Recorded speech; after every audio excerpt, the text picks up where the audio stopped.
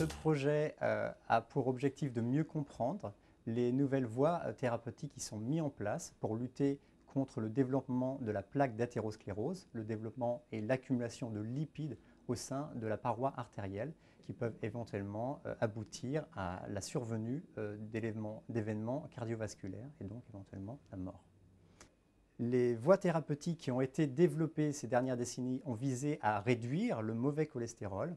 Aujourd'hui, les nouvelles voies thérapeutiques pour agir contre les maladies cardiovasculaires visent à augmenter ce bon cholestérol, le HDL-cholestérol, puisque celui-ci est notamment déficient chez les patients à haut risque cardiovasculaire, notamment les patients qui développent un syndrome métabolique. Le premier objectif de notre programme de recherche est d'étudier et de mieux comprendre les mécanismes qui permettent au HDL de favoriser ce retour du cholestérol vers le foie.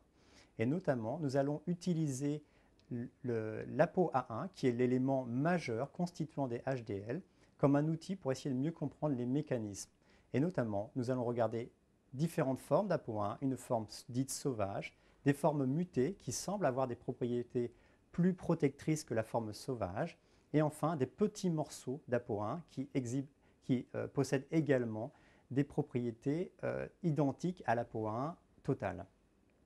Nous allons donc comparer ces différentes formes d'ApoA1 dans leur capacité à promouvoir le retour du cholestérol vers le foie, et ceci dans des modèles de souris qui seront dits humanisés car assez proches de la physiologie humaine en termes du métabolisme des lipoprotéines et donc dans le transport du cholestérol.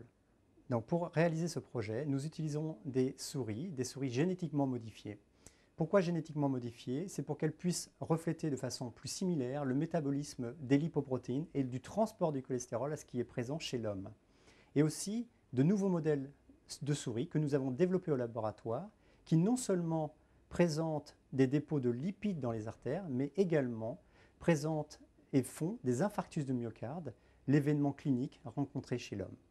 Alors les bénéfices de ce projet de recherche, nous l'espérons, seront de contribuer au développement et à la mise en place de ces nouvelles thérapies qui visent à diminuer le risque cardiovasculaire.